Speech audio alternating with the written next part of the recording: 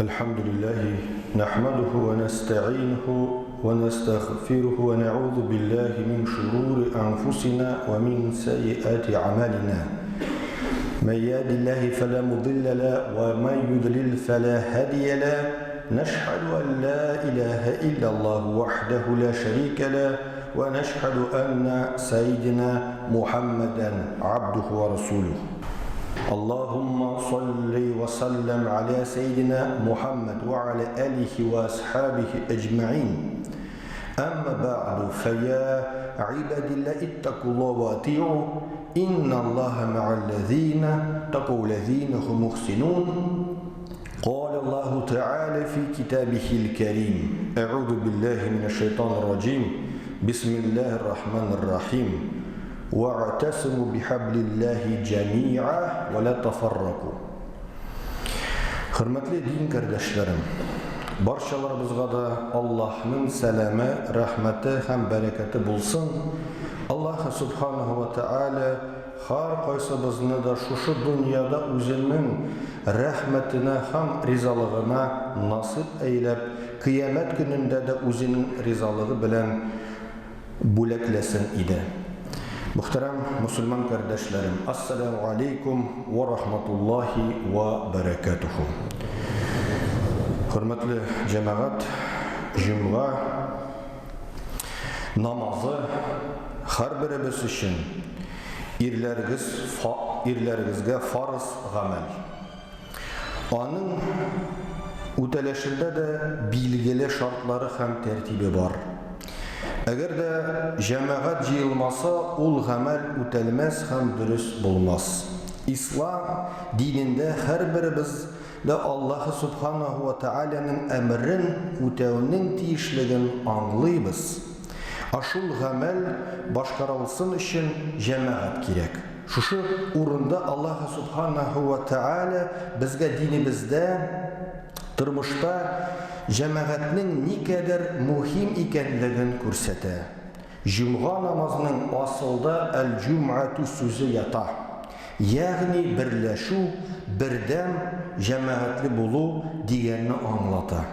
Kişiler bu gününü bir fikirge kelip, bir-birisine hürmetli bulup Allah'ın emrin öterge niyetlep birleşiler. İslam dinin özünde cemaatsiz küz aldına getirip de bulmayı. Allah subhanahu ve teala El-İmran suresinin 110. ayetinde bulay di. Bismillahirrahmanirrahim. Kuntum khayra ummetin uhricet linnas. Kişiler menfaatlerin kaygırtır için maydanğa şakırılgan ümmetlerinin en yakşısı siz buldunuz. Allah subhanahu ve teala Müslüman cemiyetin ümmet diyen körkemsiz bilen tasvirli. Müslüman kişisi dünyanın kaysıgına pişmağında, jirleginde, nindigine vaziyette yaşamasın, asılda varlık Müslümanlar da birdem. Ul ümmet diyen söz bilen anlatılar. Allah subhanahu ve teala biz devam edip bulay deyip eyte Bismillahirrahmanirrahim te'murûne bil ma'rufi ve tenhavne anil munkari ve tu'minûne billah. Yakşı gamellerini emir itesiz, naşar gamellerden tıyasız, ham Allah'a ışanasız. Müslüman kişisi üz örneğinde başkalarına da misal bulup durabilir. Naşar gamellerden tıyasız degende tilin, hılkın, gamellerinin bilen naşarlık kılmauda örnek bulup turu küzde tutulan. Müslüman bendesi Allah-u Teala'ga ışanışı, Allah subhanahu ve teala eligi ayat aşağı bizni bir küp derslerge öğrete. Birinciden biz cemaat bularak birden bularga tiyiş. Resulümüz Muhammed sallallahu aleyhi ve sellem özünün şerif hadisleri aşağıda bizni buna öğrette. Her Müslüman ikinci bir Müslümanға kardeş. Şuna alır bir-birisine jabir zulüm kılırga tiyiş tugul. Yerdemge muhtaç kardeşine yerdem etken kişiye Allah Teala anın muhtaçlığında özü yerden iter. Мусульманны яклаган һәр кешене Аллаһ Тәгалә кыямәт көне авырлыкларыннан саклар. Адәм баласы бу тормышта, шатлыкта да, кайгыда да беренче чиратта туганына барып сыена. Үзара нинди генә низак чыкмасын, син үзеңнең күңелендә аңа карата ярату хөрмәт тоясың. Син яшәүнең матурлыгын аннан башка күрмисең кебек. Һәм нинди генә мәшәкать булмасын, без үзебездә ярдәм кулыбызны иң авval туганыбызга сузабыз. Шулай булгач, бер мусульман икенче мусульманга карата да шундый булырга тиеш. Үз туганың өчен ничек борчылыйсың, кайгырасың, шатланасың икән, күңелендә һәр мусульман кардәшенә карата да шундый хисләр яшәргә тиеш. Шулай Расулыбыз Мухаммад саллаллаху алейхи ва саллям булай дип әйтте: кардәшләренә дә үзенә теләгәнне теләмичә, берегез дә иманлы, ягъни иманы камил булмаячак. Беләбез, бу җирдә кешеләрнең яшәү рәвеше, мөмкинлекләре төрле дәрәҗәдә. Кемдер тиз арада мөхәббәт йорт салып, кыйммәтле машина алып, зур дәрәҗәләргә ирешергә мөмкин. Ни кызганыч, шундый чакта аның якын кардәшенең күңелендә хисетлек көнләшү уянырга мөмкин. Күршедән көнләшкән, акча байлык дип туган белән туган аралашмыйча яшәгән очраклар хакында һәр даим ишетеп торабыз. Шушы белергә тиешбез. Әгәр хисетле кеше урынында үзебез булсак, иманыбыз камил түгел. Башкаларга карата булган нәфрәтен яки шатлыгын турында туры синең иманың белән бәйле. Киресенчә, без туганыбыз, күршебез, дустыбыз ирешкән үргә үзебез менгән кебек сөенә белергә тиешбез. Чөнки Аллаһ субханаһу ва тааля үзе кардәшлекне, җәмгыятьтәге бердәмлекне иман белән бәйләде. Алхамдулиллах. Расулыбыз Мухаммад саллаллаху алейхи ва салламга Аллаһның сүзен, динен җиткерү әмер ителгәч, ул да җәмәгатьне берләштерде. Пәйгамбәребез яшәгән чорда барча иманлы булган кешеләр бердәм иделәр, бер-берсенә карата ихтирамлы иделәр. Тулайып алганда мусульман җәмгыяте шул бердәмлеге белән матур да, кадерле. Моңа ирешү юлын безгә Аллаһ субханаһу ва тааляның иң сөекле бәндәсе Расулы Мухаммад саллаллаху алейхи ва саллям үз үрнәгендә күрсәтте. Бер мусульманны икенчесенә карата ихтирамлы булуы, кардәшлек җипләрен саклауы шәригатыбызда ваҗиб булып тора. Мөхтәрәм җәмәгать, берничә ел элек социаль челтәрләрдә бер видео таралды. Аның иштәлеге булайрак. Рамазан айында мәчеткә йөрүче мусульманнар арасында бәхәс була. Ике кардәш таравих намазын ничә рикагат укырга тиешлеге хакында уртак фикергә килә алмыйлар. Берсе һичшиксез 20 рикагат укырга тиешле дип белдерсә, икенчесе 8 рикагат дөресрәк дип саный. Бер-берсе белән бәхәсләшеп киткән ике мусульман ахыр чиктә мәчет ишендә сугыша башлыйлар. Имам хәлне аңлаган, шул инде бу рәвешле җавап табылмагач, сорау белән имамга мөрәҗәгать итәләр. Имам хәлне аңлаганнан соң мәчет ишекләрен ябарга, таравих намазын өйдә укырга буйыра. Имамның әлеге әмеренә каршы, Рамазан айы изге ай, таравих намазы җәмәгать белән кылына торган сөннәт намаз бит, дип җавап кайтаралар. Шул вакыт имам һәр барчыбыз уйланырлык бик мәгънәле сүз әйтә. Кардәшләрем, сез асылны аңламадыгыз. Таравих намазы Аллаһ субханаһу ва тааля буйырган сөннәт гамәл. Кардәшләр арасындагы татулык, туганлык, дуслык, бердәмлек ваҗиб дип белдерә. Карагыз. Бер-берен арасында күркәм мөнәсәбәтне булдыру, мөхтәрәм җәмәгать, аны саклау сөннәт намазынан кадерлерәк. Мөхтәрәм мусульман кардәшләребез, җәмәгатебез бердәм булсын өчен иң беренче эш итеп үз өстебездә эшләргә, халкыбызны фикерләү дәрәҗәбезне уңай якка үзгәртергә тиешбез. Үзендә булган бер генә йөрәк авыртуын бетерү, кичкенә генә кимчелегенне юк итү да синең генә түгел, син яшәгән җәмәгатьнең көчен арттыра. Әгәр дә син ихлас күңелдән кардәшең өчен янып көеп, аңа ярдәм итү өчен тырышсаң, бүген аның хәле яхшырыр, иртәгә синең тирәлек күпкә ямләнер. Мөхтәрәм җәмәгать, Расулыбыз Мухаммад саллаллаху алейхи ва саллям үзенең бер шәриф хадисендә мусульман җәмәгатен стена, дивар белән чагыштыра. Дивардагы һәрбер таш ул бер мусульман. Әгәр бер генә таш төшеп китсә, дивар ишелергә мөмкин.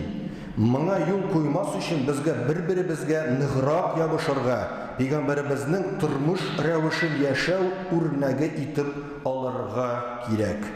Карагыз, Аллаһ субханаһу ва тааля Коръәндә ничек әйтә? Бисмиллаһир-рахманир-рахим.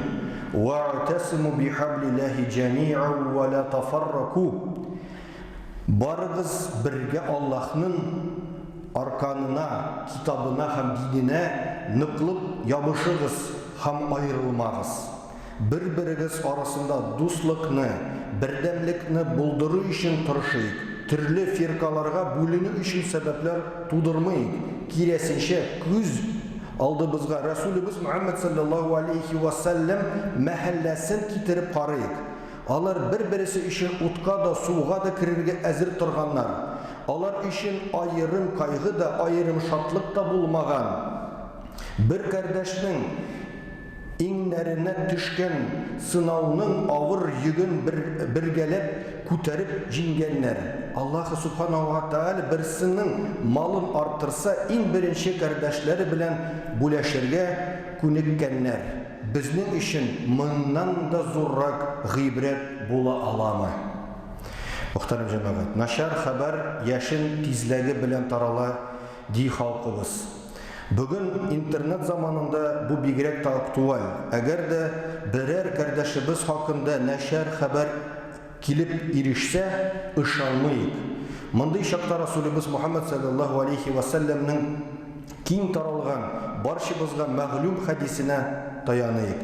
Без дә иптәшебезнең шул ялгыш гамәленә 70 аклау табыйк, аны акларга омтылыйк.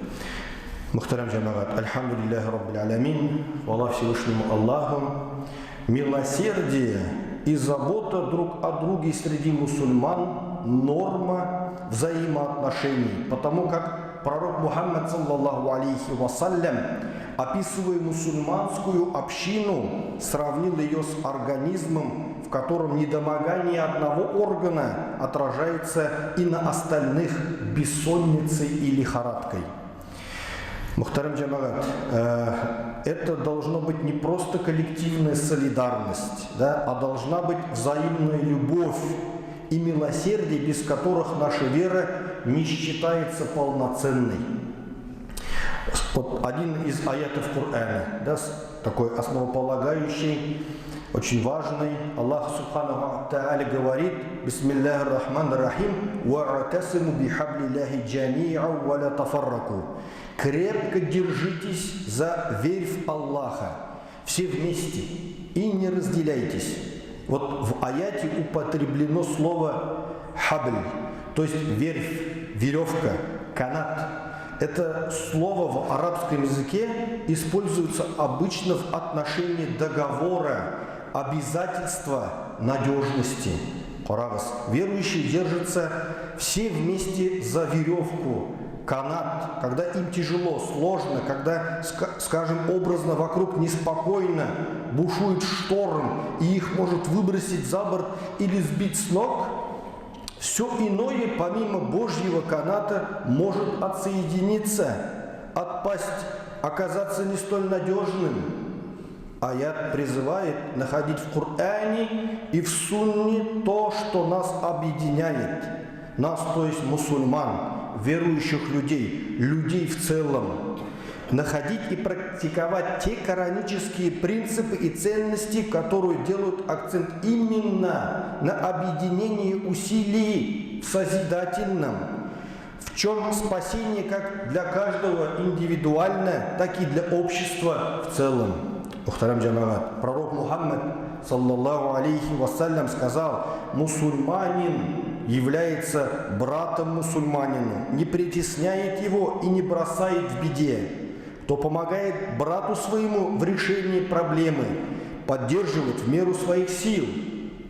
В случае острой необходимости и нужды проблемы того решает сам Аллах Раббуль Изза. Нерешаемое начнет решаться, непреодолимое преодолеваться, на горизонте появится выход из безвыходной ситуации. Пророк, саллаллаху алейхи вассалям, сказал: кто облегчит, избавит мусульманина, как и любого хорошего человека, от тоски, печали, тот получит облегчение, избавление от одной из печалей судного дня.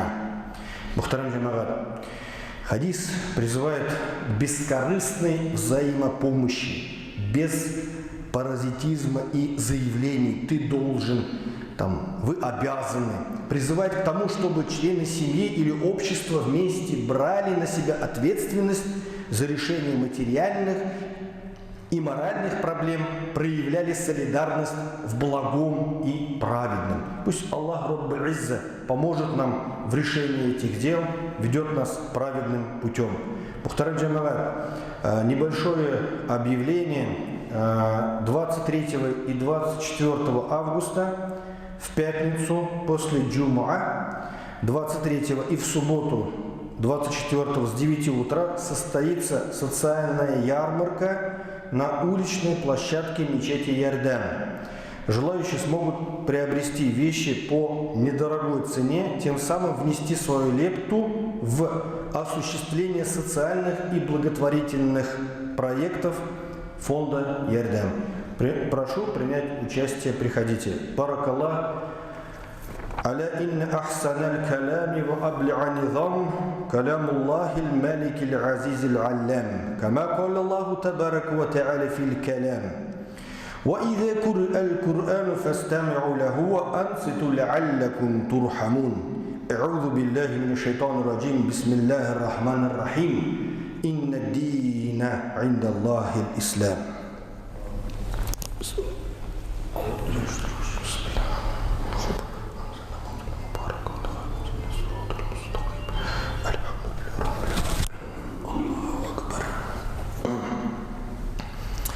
Альхамдулиллахи хамдуль камилина. Вассалату вассаляму аля расулина Мухаммад ва аля алихи ва асхабихи аджмаин. تعظيما لنبيه وتكريما لصفيه وفقل عز وجل من قائل مخبر وآميرا إن الله وملائكته يصلون على النبي يا أيها الذين آمنوا صلوا عليه وسلموا تسليما اللهم صل على محمد وعلى آل محمد كما صليت على إبراهيم وعلى آل إبراهيم إنك حميد مجيد إن الله يأمر بالعدل والإحسان وإيتاء ذي القربى وينهى عن الفحشاء والمنكر والبغي يعظكم لعلكم تذكرون وأقيموا الصلاة